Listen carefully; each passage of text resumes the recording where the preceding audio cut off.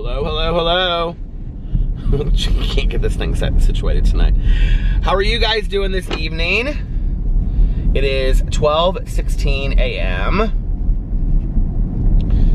I was in bed with the dogs and Alex, and we were talking to the dogs, and then Alex was going to sleep. So I was like, I'm gonna go vlog, and then I'm going to listen and finish Butcher Baker tonight. I have just a little bit over an hour, I think, to listen to, or about an hour. So I'm gonna finish it tonight. I'm gonna actually do a shorter vlog than usual. I haven't done a short vlog in here in a while. So I'm gonna do a shorter vlog tonight so that I can definitely finish Butcher Baker. So good. It is so good. Yeah, it's like 9 hours and 3 minutes or 9 hours and 2 minutes on Audible, and I'm down to like the last 2 hours of it. Really interesting. I wasn't super intrigued to read this when Mel suggested it. I really didn't know anything about this Robert Hansen, who's this Alaska's serial killer. I didn't know much about it, but the story is very interesting. And it's mostly a police investigation. So the whole book is really about the police investigation and them figuring out who did it, and them really knowing who had done it for quite some time. And I cleaned out my fanny pack today. Are you proud of me? Took all the receipts out of here, so the only things that are in here are the things that I need. But I should have taken this out of here today. Well, I'm gonna use the coffee. I haven't used, oh God, it's like kind of melted or something. Yeah, oh, what's going on there? But anyway,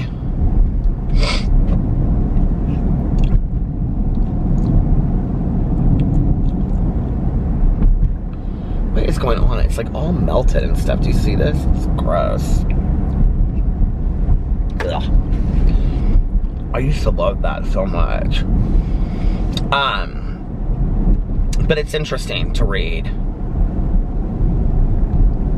His self-awareness is interesting, I will say that. From almost any other like serial killer that I've read about so far, his self-awareness with his participation in all of this is kind of crazy. I don't know, it's interesting. You know, you think about serial killers really not having a conscience, so to speak, of which I'm not really sure that he does, but he definitely knows the difference between right and wrong, and he knew that he needed help, so it's interesting. Anyway, yeah. So I'm almost done with that, and then I gotta figure out which book I'm gonna read for this week, which will carry over into when I'm in Arizona. And since I'm gonna be staying out there by myself, I'm like, I don't want to read something that's super scary. So I'm thinking that I'm gonna try to pick something that's like not a thriller while I'm out there. I'm thinking about reading the Delia Owens book, where the Crawdads sing. I'm thinking about reading that because it's been on my list forever to read, and I haven't read it yet. And I heard it was really good. So I thought, well, I'll get that one done then. And I can listen to that for a little bit. And then I've got to also figure out what movies I'm going to watch. I'm flying out there and flying back. There's actually a movie called Frozen Ground with Nicolas Cage, and it's based on the Butcher Baker Robert Hansen case. I was telling Mel about it today. And it's on Amazon Prime. So I'm thinking about downloading that and watching that on the way out there. If not, I may just watch, turn the heat on a little bit. I was like, it feels colder outside. I just looked, it's 36 degrees. It was nice today though. It was in the like upper 40s or low 50s. I may watch Empire Strikes Back, or I may download a movie, I don't know. The flight from Indianapolis to Phoenix, I think, is really short. When I used to go out there and visit some friends of the family, I feel like I used to fly through Denver, but we're taking a direct flight, so. I actually just got a notice, like an Expedia notice,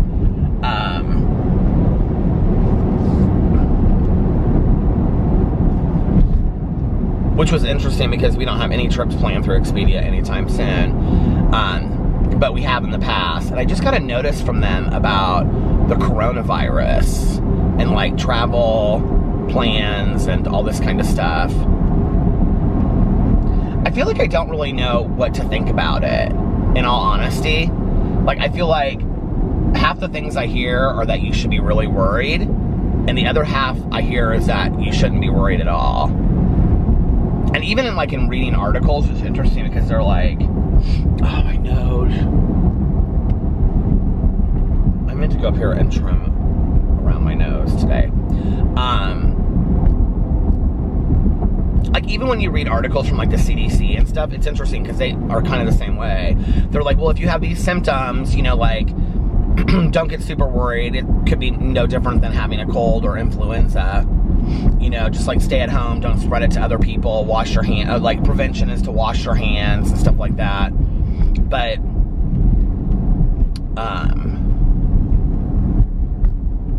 you know, but you shouldn't be worried about it. But then it goes in and talks about how you should be worried about it. So I'm like, I don't really know. Like, are people like, we're not trying to spread panic and fear across the nation? Or should we be concerned? Should we not be concerned? Do you know what I mean? Like, I feel like I don't really know, like, what to think about it. I don't know. Interesting, though.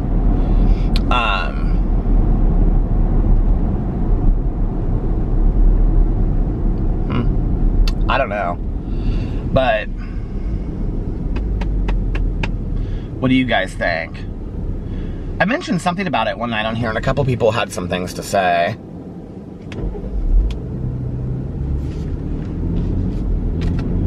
I turned that heat on for like 2 seconds and had to turn it off. It got so hot in here. I need something to drink. I'm gonna go through McDonald's up here. This McDonald's up here will be open for sure. I have that song stuck in my head, that Jukebox Hero song stuck in my head. So how are you guys doing? What did you do today? What did I do today, you ask? Oh, well, let me tell you. I slept in, and then I got up, and I just kind of did some stuff around the house. And then, what did I do after that? And then I went and got coffee, and I did a review. I think I drank all my coffee. My coffee cup's right here. Oh, I broke my coffee cup today, you guys. It literally, I was like, I had it in one hand, and I was closing the front door, and when I spun around, it like fell out of my hand. It's kind of hard to grasp because it's really big, and these things are kind of like it's easy for it to fall out of your hand. And it fell out of my hand, and it cracked over on the side. Where is that? I don't know if you can see it. It doesn't really look that bad, but I can feel it. It's right here where it cracked. I was really upset at first, and then I was like, oh well, what are you gonna do about it? You can't cry over spilt milk, right? And I did a review of the blue drink, which is really good. I really, really liked the blue drink from Starbucks. And it's basically passion fruit tea, vanilla, and soy milk. It just tasted really smooth. I was like, I could drink this again and again. I really liked it. I gave it a 5 stars. Yeah, I did that, and then I went to the post office, and I got a package, which is behind me. And then I'll show that in a vlog. And then, what else did I do? I was listening to Butcher Baker most of the day as I was driving around, running errands. And then I came home and took the dogs outside and let them run around forever. Oh my God, they were loving it outside today. It was really windy earlier today. I either okay, it's with the heat off, it's kind of cold in here, but then with the heat, I have it on 72, and it's got hot in here really quick. I let the dogs run around outside, and then, let's see, they were having such a good time. Boo Radley was adventuring all over the place. And then I made videos. I made a drama video. I was very proud of my thumbnail, so you should go check out my thumbnail, my Peter Monn channel. Oh, I don't think anybody else was as proud as I was about it. And then, what did I do? Oh, I got the review video up and the vlog, and then my Peterisms video I filmed, and then I had to start getting ready. Alex came home and he and I were kind of like hanging out and talking for a little bit, and then I was like, oh my god, I have to start getting ready because I have my meeting tonight, and I had to go pick up Tanya for the meeting, and then whatever. So, and the meeting that we go to on Tuesday nights is in a church, and there's voting there, so they had to, what do you call it, have the meeting somewhere else, so we had to be like more prepared and all that kind of stuff. So,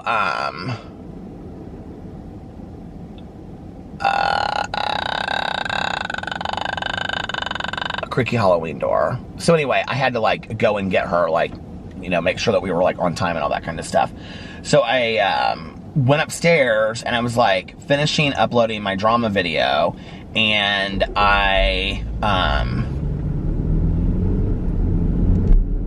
totally forgot to upload my Peterisms video. It was like rendered, it had enough time, it would have been uploaded and everything. So I like walk out to my car and I'm like, I'm forgetting something. And I'm sitting in my car and I was like, oh my god, I forgot to finalize. Because like when it's all uploaded and everything, you just go in and like you finish it and put the thumbnail and everything like that. I was like, oh, I forgot to finalize my Peterisms video. And, which was interesting because I was running around, I had all these things I had to do today, you know, all these places I had to run to and things I had to do, and I wanted to make sure that I wanted to make even a booktube video today, and so like I made sure I got home in time to get all the stuff done that I wanted to get done, and I got this video done, and I go back inside, and I hadn't even started uploading it. I had like went upstairs to take a shower, and completely forgot about it. My hair actually looked nice earlier tonight.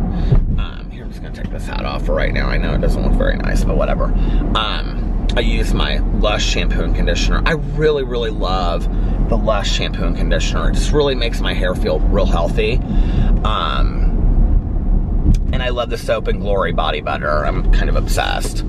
But anyway, and of course, the Dial white bars of soap. I'm obsessed with those too. I've used them forever. Really, I have for like probably like 12 or 14 years now.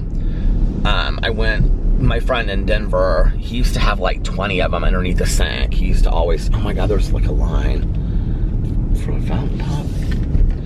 And I used to love how fresh and clean it made me smell, so I just kind of got obsessed with just those plain white bars of Dial. Anyway, so I was like gonna start uploading it, but then it would have got up at like 10:30 by the time. Okay, savor this Shamrock season. I need to remember this for reviews. The Shamrock Shake, new Shamrock McFlurry. The ice cream machine's never open when I come through here, so that's kind of a done deal.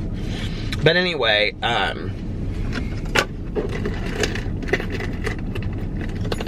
there's a lift in front of me. Jukebox hero.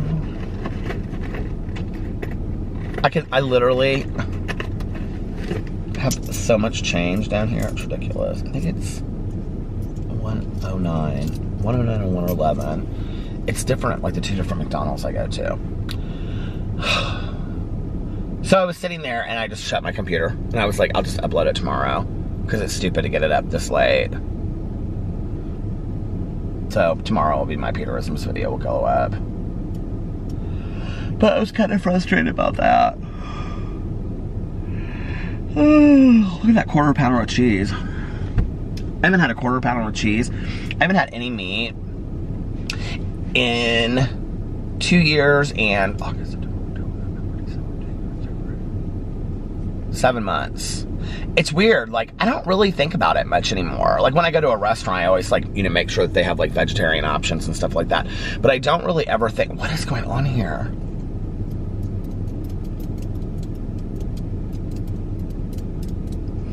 But I don't really ever think, like, about not being one or whatever. I feel like every couple months I kind of have like that conversation in my head. This guy's driving a Lyft, and it's the guy in the back seat that's ordering. And now there's a car coming through, the one on the right, and I bet you anything they get through it faster than this one does, because this guy's like, he's like ordering, and he's like, then like looking back, there's somebody else in the back seat too. Oh, she is. She's ordering over there. I knew I should have gone over there.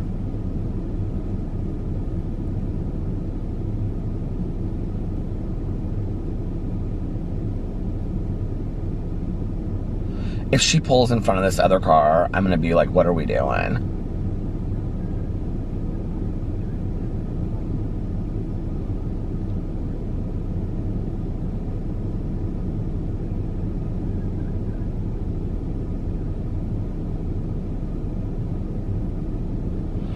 Here's another car coming behind it. I should have gone that lane.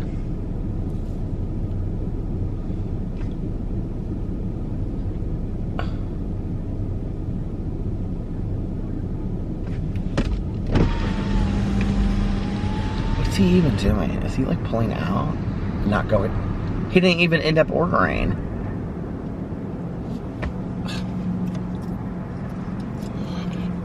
There's always something crazy happening at the McDonald's.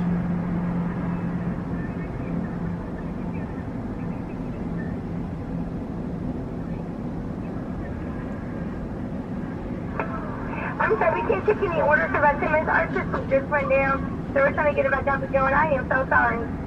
You can't take any orders, not even for just a... Right. Our system just went down. Not even for a drink if I have exact change? You try to get like a Dollar drink? Yeah. That's fine. I can get you up here. Oh, thank you. Can I get a large Dr. Pepper? Yeah. Thank you. Oh, this is the best McDonald's in the whole world.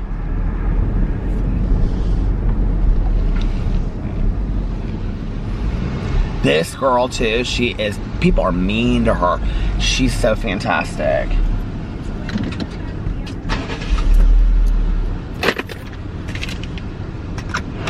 You're the best McDonald's in the whole world. Huh? You're the best McDonald's in the whole world. We try, we really do. Thank you, dear. Here, keep your senses. Oh, no, it's okay. Oh. You keep it. Okay. She's so sweet. Oh my God, I got my drink.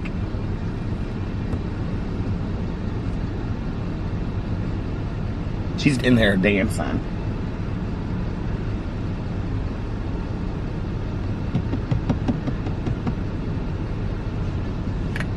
Aww. You're dancing and everything.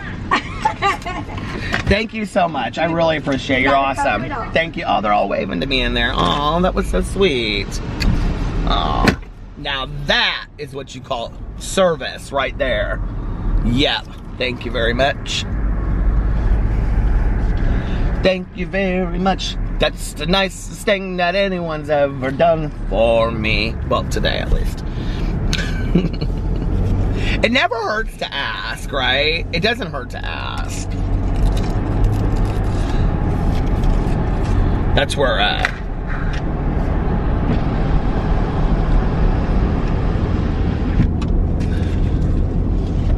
Did you guys ever go to Popeye's Chicken? I mean, I don't eat chicken, so I don't go to Popeye's, but like, oh, I did. I guess I did a review, though, of like, they have some kind of pie there. Or something there. I need to go back to that Joella's Chicken. I haven't been there in forever. Well, since I did the review, actually. Because they were so nice. I posted my review on Twitter, and they reached out to me, and they said, we loved your review. Anytime that you want to come through here, we'll just give you a free meal. And I was like, oh my God, that's so nice. Not that they have to do that. I'll pay for my meal. But it really, really was good. I was super impressed with that Joella's Chicken. And do you know what is so funny is I say that to people all the time that like can eat chicken. I almost kind of wonder if it's their vegan chicken, because they have vegan chicken there or veggie chicken or something. And I almost kind of wonder, that guy that is in this billboard up here, it is so spooky strange. I passed it like 4 times now because it's like a newer billboard. He looks like Todd, my ex-boyfriend that passed away. It's so weird when I see it. I'm like, oh my God, it looks just like Todd. But I don't know if maybe their vegan chicken is better than just the regular chicken. But like my friend that's vegetarian, she's the one that told me to go there, and she loved it, right? And I went there, and I loved it. But my friends that have gone there and eaten the regular chicken, they didn't like it. They were not impressed with it at all. And I'm like, not even the sides, even the sides were good. And one of my friends the other day went, and they liked the whole idea of like what the heat sauces and like how hot it is and the sauces and all that. They like that. But they said other than that, they didn't think it was really that big of a deal. I was real impressed with it. But it doesn't take much to impress me either, you know? I mean, really, it doesn't.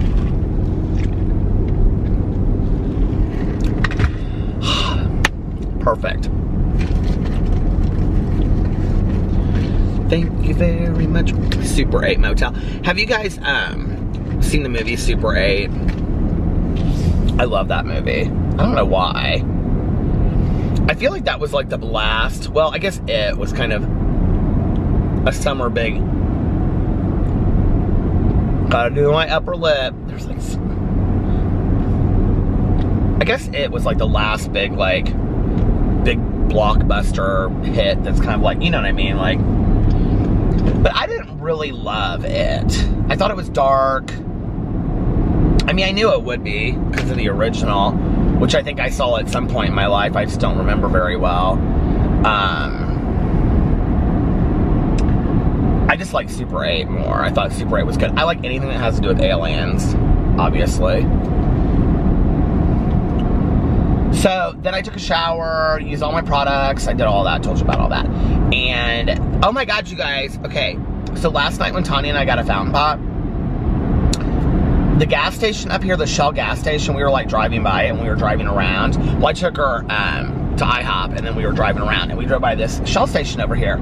And she goes, look at the gas. And gas was like, you guys, no lie, it was like $1 like 82 or 87 or something like that. I wonder if it's still real low. If I can see it from the interstate, I probably can't. I should have got off and I could have looked.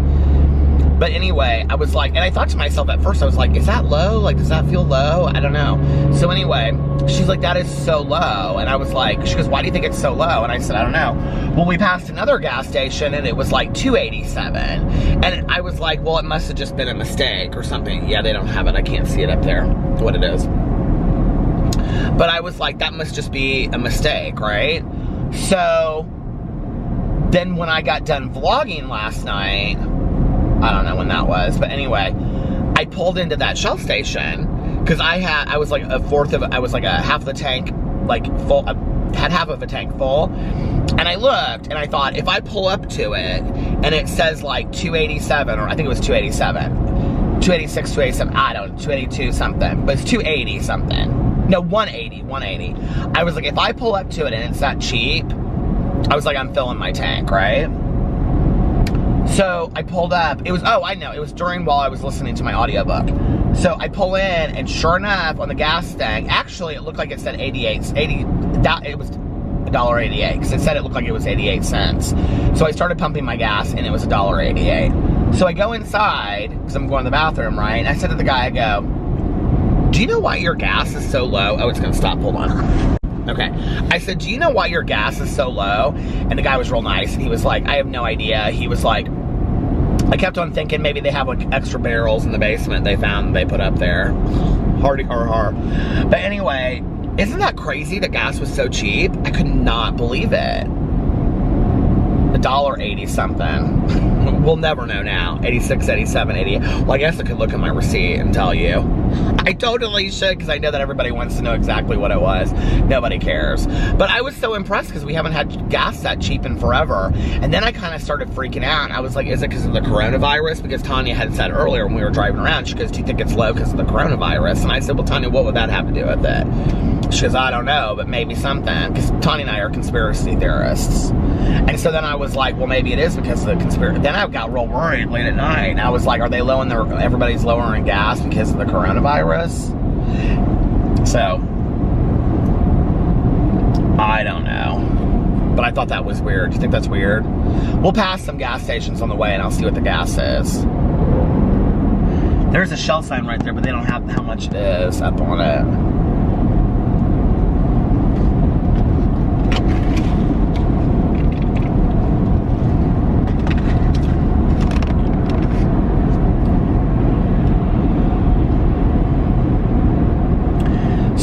we went to our meeting tonight. It was good. And talked about emotional sobriety.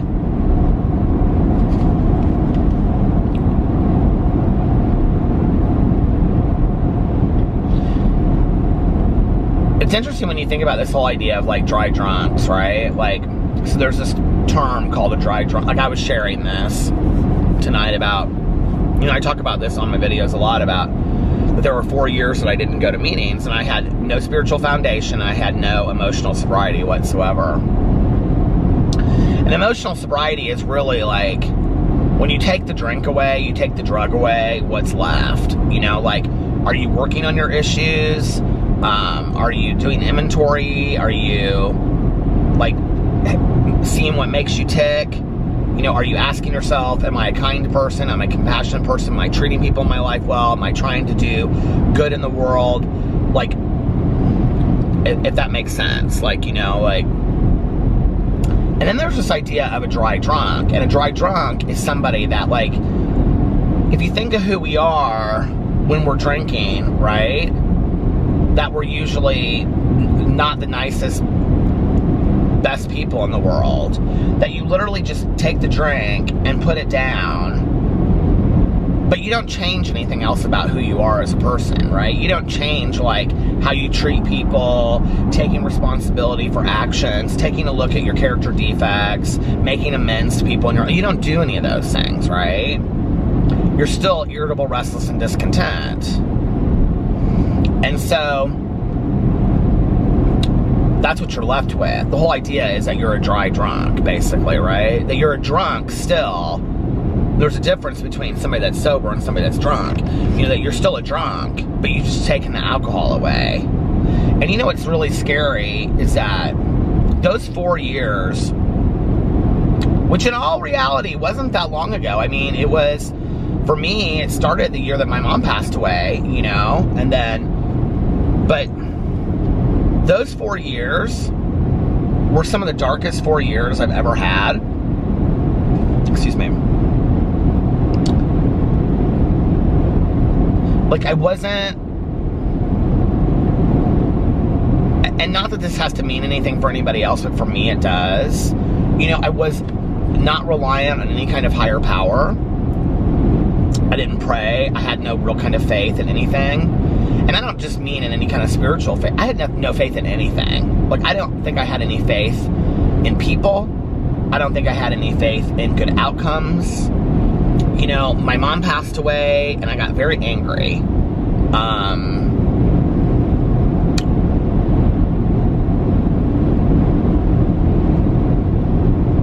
I think it was a wake-up call for me.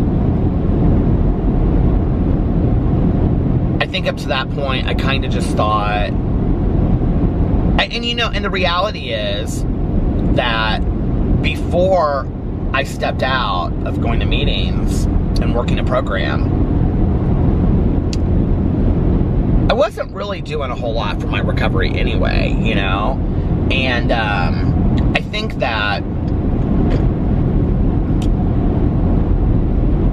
you know, there had been like a year before. Well, so I worked in a treatment program, you know? And I worked with a lot of people when I worked in treatment that, like, they kind of they replaced their recovery. And first of all, when I started working in treatment, I would say about 60 to 70% of the people that I worked with were in recovery. By the time that at that specific treatment program, by the time that I left, I would say that it was 10 to 20% of us were people in recovery that worked there. It had changed drastically. And I don't think it made it any better or worse of a treatment program. I just think that the community changed, of the people that I worked with. But, you know, I worked with a lot of people that always replaced their recovery with working in treatment. It's like, well, I'm around it all day long and whatever. But I never did that. And I'm not saying that that's right or wrong. Whatever worked for those people is what worked for them, you know? But for me, I couldn't do that. And the times that I worked in treatment, I was like more involved in working a program than like the year that I left. And I really don't know what it was, you know? I just stepped away. And I was angry. I was angry at God. I thought, if there is a God, this ain't it, okay? To take my mother from me. Which is so irrational, you know? But at the time, that's how I felt. I mean, it was my feelings. Feelings aren't facts, but that was how I felt. I was pissed. I was angry. And I was supposed to lean on something that I felt had taken something away from me, you know? And at the same time, while dealing with my feelings of my own mortality and fear. And I think for the first time in my life, you know, I had felt the absence of unconditional love. You know, my mom was somebody that I think just always unconditionally loved me. Like, you know, she wasn't always happy with things, you know, in my life that I had done or whatever, but she always loved me. And it was a different unconditional love that I felt from my father. It was very much a mama bear kind of, you know, attitude. And I just wasn't, was in a weird space, you know? I was messed up. And I had no spiritual foundation and no emotional sobriety. And honestly, I think I was like really kind of like very much just out for myself. It was a very selfish, self-centered period of my life. And sitting in that meeting tonight, you know, I don't know how other alcoholics and addicts are, but for me, I don't hear that topic come up very often in meetings, emotional sobriety. Now, it's something that I've talked to my sponsor a lot about, and Tony and I talk a lot about, but I have to honestly say, there were years and years and years where I don't know that I ever even understood truly what emotional sobriety was, you know? That it's really about, I mean, I always knew that recovery wasn't about the alcohol, right? I think that's the greatest misconception about sobriety is, you know, there's sobriety, which is not drinking, and then there's recovery, which is the life. And I think, like, one of the greatest misconceptions is that recovery from addiction is about not using. And that's just not true. You know, like, and when you look at the 12 steps of any program, only the first step has to do with the actual drug or drink. And, yeah, gas went way up. Oh, no. Is that diesel? Unleaded is $2.25. What is the deal? Gas is so low. $2.25, that's still low. You know, when you look at like the 12 steps of any program, the first step is really the only step that addresses drinking or drugging. And I think that's important, you know, to note that then a life of recovery is really about who are you when you take that away and it's gone, right? Like, then are you working on the rest of yourself? Which is always why I say, and I think people sometimes don't understand it, and they think it's me being like judgy, and I'm not, okay? But like, just taking the drug or the drink away is not it. It just isn't. And I don't really care. It's not like, okay, so if I take the drug and the drink away and I'm working on a 12-step program, or I'm working with a sponsor, or I'm working steps, or I'm doing service work or whatever, or fellowshipping with other addicts and alcoholics, that I think I'm better. It isn't about that. It really, really isn't. And you know, in all honesty, those people that think that, I don't really care, because it's the ones that don't think that and understand what I'm saying that are the ones I'm reaching, and they're really the only ones that matter about it. What worries me, and the reason that I say it is, okay, that those people that aren't working on that stuff have a higher chance of leading back to the drug or the drink again. And if that's my friends that had double-digit years of sobriety, they were not working programs, okay? They had stopped going to meetings. They had stopped talking to their sponsors, if they even had sponsors at that point. They weren't working steps. They weren't fellowshipping. They weren't doing service work. They weren't giving back. They weren't taking a look at themselves. They weren't doing inventory. And you know what? It led them back to using. That's my fear for the people that just put the drug or the drink down and they don't do any internal work on themselves. Because the reality is we just didn't end up alcoholics and addicts overnight. I mean, it was filling some void for us. It made us feel some emotional kind of way. It did something for us, you know? That's what scares me. That's why when people say to me, you know, at 25 years plus of sobriety, why do you still go to meetings? Why do you still do all this kind of stuff? Because I don't ever want to go back to what I was before. And I've seen it proven that it's that easy. You know, I hear stories all the time about people that have 40 years of sobriety, you know, and one day they just decided, I want to drink today, you know? And even though it's not about the drink or the drug, once you have picked up the drink or the drug, it's over. It's over. Then the emotional sobriety is out the window. I mean, I'm going to lose everything if I go back out, you know? My family, my friends, my husband, my dog, my house. I mean, I've seen it happen to people. I have seen it happen. One of my very best friends started smoking pot, and 6 months later, her and her husband were separated, and she was sleeping on her drug dealer's couch. It can happen. That was a person that I knew for 18 years was a pillar of sobriety. You know, it's scary as hell to me.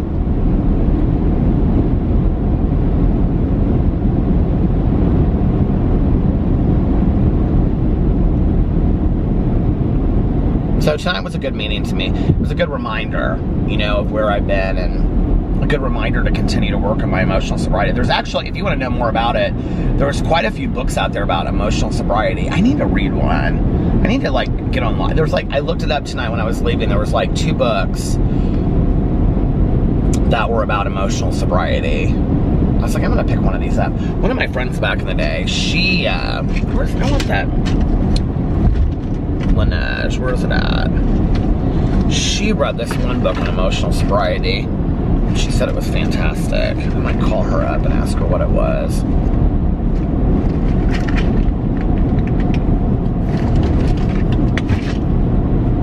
I haven't. Oh, yeah, I did. I picked my... okay, so people were asking me the March Peterisms book. It's You Are a Badass by Jen Sincera. And they said there's like 10 of them on Audible. And I was like, oh, there is?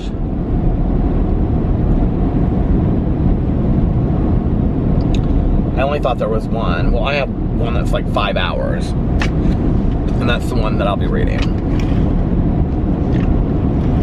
I actually had a friend of mine in sobriety that read it, and he really, really liked it. He said it was a fantastic book. So, that's what we're reading. I'm excited about it. So it's to like encourage your confidence and things like that. I really enjoyed doing that. Did you hear my voice crack almost? I really enjoy that. I've really enjoyed reading, you know, like these self-help books for one each month. And there's like some takeaway. Even the last month that I didn't love either book that I read, there was takeaway from both books in it, you know?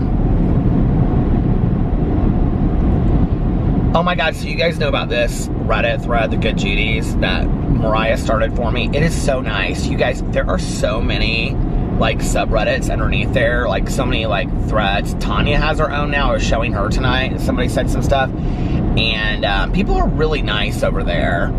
And it was so interesting just like reading through it and knowing it's like about me. It feels kind of weird. It's nice though. It's nice. Hey, I like it, you know?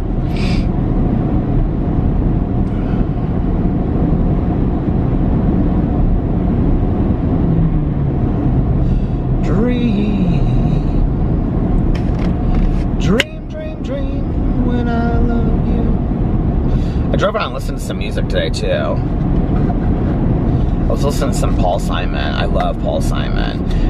The Graceland album is probably one of my favorite albums of life. I love that album so much. Diamonds on the Soles of Her Shoes. I love that song. You Can Call Me Al. Those are like 2 of my favorite songs, but I love the whole album. Well, listen, you guys, I know that this is only going to be like 40 minutes long, but it's coming up on 1 a.m. and I want to get this True Crime Book Club, True Crime Book Club, the True Crime Book Club, we're coming at you soon. I want to get the True Crime Book Club book done because I want to have it done in time to go when I go out to Arizona. And just in case something would happen the next 2 days, I'll probably start some other book and have it done by the time I go out to Arizona because I've been listening to books so fast. And I already have my book that I'm taking with me out there. So anyway, but I'm going to get off here now so that I can listen to the rest of it and get it done. But, yeah, what is tomorrow? Wednesday? I hope you guys are having an amazing Wednesday, unless you have other plans. But like I always say, do not have other plans. Make the most of your day. Do something fun today. This seems short. I know it seems short, because I go so long on these, but today seems short. But anyway, I hope you're having an amazing Wednesday, unless you have other plans. But like I always say, don't have other plans. Make the most of your day. Make the most of your Wednesday. Do something fun today. Start something new. Start a new craft. I talked about that in my Peterisms video that I forgot to post. Creativity. Start something fun today, a new project. Or outline a new project. Either way, do something today that will make yourself proud when you look back on it 5 or 10 years down the road, or even just a year down the road. Not like Taco Bell that I had for dinner tonight, that I ordered all this Taco Bell, then got home and realized I didn't even want it while I was sitting there watching Family Feud while Alex was packing and talking to his cousin on the phone about the music festival, and I was sitting there eating Taco Bell, and I'm like, I don't even want this, and so I ended up getting rid of all of it.